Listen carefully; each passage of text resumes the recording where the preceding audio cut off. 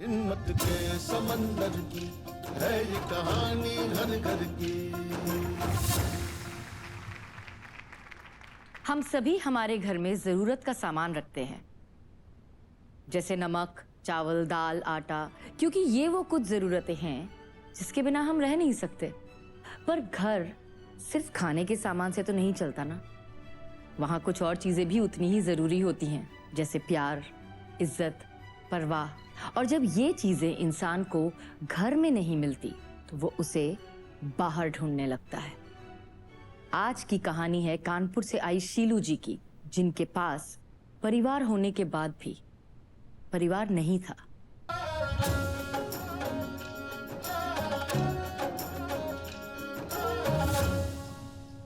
नमस्ते शीलू जी। नमस्ते मैम। आपका हमारे घर पर स्वागत है जी आपके परिवार में कौन कौन है? मैम, कोई नहीं है। कोई नहीं मतलब? मदर को मैंने देखा नहीं। फादर 2013 में एक्सपायर हो गए। पति, शादी? हस्बैंड हैं। हस्बैंड हैं? जी, पति के होते आपने ये क्यों कहा कि कोई नहीं है परिवार? क्योंकि मैम शादी के बाद हमें उनसे कोई सपोर्ट ही नहीं मिला। उनका नाम क्या है? मेरे हस्बैंड का नाम शमीउल्लाह खान है और घर का नाम उनका बबलू है। कहाँ मिली थी आप? कब मिली थी? मैम, मेरे पापा का गैरेज था तो वो आए थे काम करने पापा के साथ में, तो उनसे मेरी मुलाकात घर में ही हुई थी। तो आप दोनों के लिए ये पहला पहला प्यार था, ऐसा कुछ था? मैम, मेरा तो फर्स्ट लव था लेकिन हस्बैंड का नहीं था। वो ऑलरेडी मैरिड थे और उनके 2 बच्चे भी थे। क्या? और हम हिंदू हैं, क्षत्रिय हैं। और वो क्या है? वो माउंटेन है और पठान है।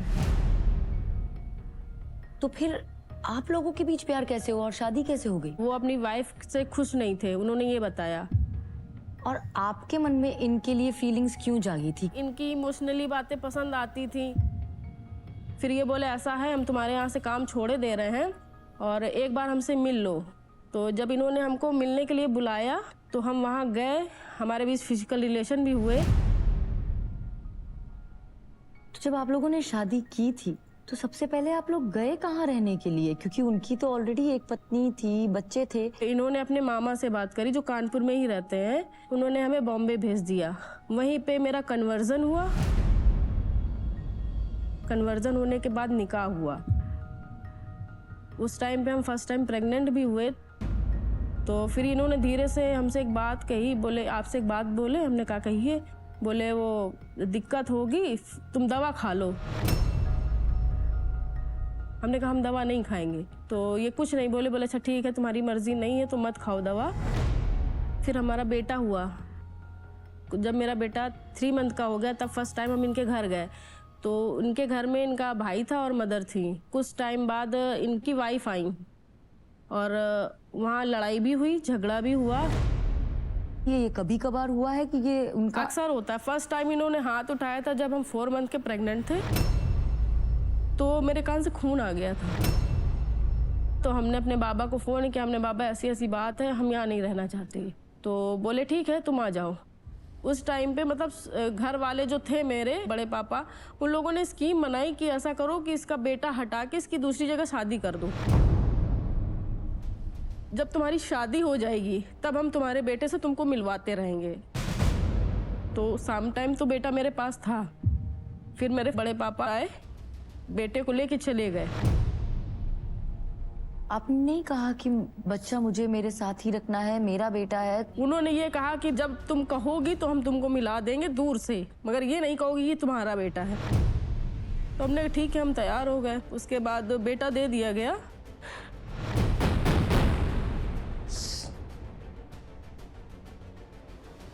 उसके बाद जो बड़े पापा लोग थे उन्होंने शादी तय कर दी और उन्होंने ये बात भी छुपाई थी कि मेरी शादी हो चुकी है और बेटा है। तो वहाँ शादी थी और जी। आप दूसरी शादी कर रही थी? जी और आप ये बात बबलू जी को बता चुकी थी? जी। उन्होंने क्या कहा? उन्होंने सिर्फ बेटे के बारे में पूछा तो हमने कहा, मेरे घर वालों ने ये कहा कि शादी कर लो, उसके बाद बताएंगे बेटा कहाँ है। बोले ठीक है, अगर कह रहे हैं तो कर लो। जब हम ससुराल से अपने घर वापस आए और जब हमने घर में ये बात उठाई कि आप लोगों ने कहा था कि शादी कर लो फिर हम बेटे से मिला देंगे, तो मिलवाइए, कहाँ है बेटा? हमें नहीं मालूम कहाँ गया, कौन ले गया, क्या हुआ, कुछ नहीं मालूम।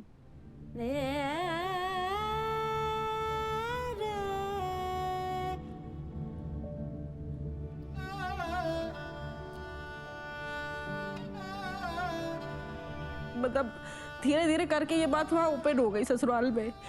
इन्होंने हमसे बिना बताए दूसरे दिन ही शादी के कागज दे गए, जिस बिना पे मेरी ससुराल वालों ने हमको छोड़ दिया और उल्टा केस कर दिया। डिवोर्स के लिए? जी, वो मुकदमे सारे खत्म होते होते 2020 में खत्म हुए। उस टाइम पे जब हम प्रेग्नेंट हुए, आप फिर प्रेग्नेंट हुई? कई बार हुए, क्योंकि तब हम समीउल्लाह खान के ही साथ रहते थे, लेकिन इन्होंने ये शो नहीं किया था कि ये हमारे साथ रहते हैं। इन्होंने ये बात सबसे छुपा के रखी थी। जब आप ससुराल से निकली, वहां से आपको लेकर गए बबलू जी? जी। मतलब मुझे समझ ही नहीं आ रहा है, आप दोबारा बबलू जी के साथ भी रह रही थी या नहीं रह रही थी? बबलू जी का आपके जीवन में क्या स्थान है? मैंने तो हस्बैंड माना, लेकिन उन्होंने कभी वाइफ माना ही नहीं। तो ये बार बार प्रेग्नेंट करके बच्चे पैदा करने वाला काम कैसे कर रहे थे वो बस ऐसे ही रह रहे थे, और जब प्रेग्नेंट होते थे तो दवा खिला देते थे, ये होता था।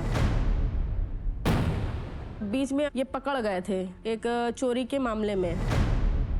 लास्ट टाइम जब 2020 में सारे केस खत्म हो गए, तब फिर हम जब प्रेग्नेंट हुए हैं तो मेरी बेटी हुई है। आपको एक बेटी भी है? जी, वो इस टाइम 3.5 साल की है। शीलू जी, इतने समय में आपको उन्होंने पत्नी का दर्जा ही नहीं दिया, कभी यहाँ रख रहे हैं, कभी वहाँ रख रहे हैं, इसमें आप कैसे हर बार प्रेग्नेंट हो रही हैं और अब एक और बच्चा कर लिया? क्या आप उनकी पत्नी हैं आज की तारीख में? आज के टाइम पे रियल में देखे तो हम कुछ नहीं लगते हैं। तो फिर किस बेसिस पे वो आपके साथ बच्चे पैदा कर रहे हैं? अब ये तो वही बता सकते हैं। और जब हक के, वैसे तो कोई दिक्कत नहीं है, खाना खर्चा देते हैं, बीवी का हक देने की बात आती है तो वो पीछे हट जाते हैं। जो इनका घर मकान बना, इन्होंने बिजनेस किया, वो सारा मेरे पैसों से ही किया। जो हमारा मिला था, जो हमारी खेती बिकी थी, जो भी ये बनाया इन्होंने मेरे ही पैसों से बनाया। और जब ये सब इन्होंने हमको हर तरह से पैदल कर दिया, तब ये बोले कि ऐसा तुम हमको छोड़ दो, मेरे साथ मत रहो।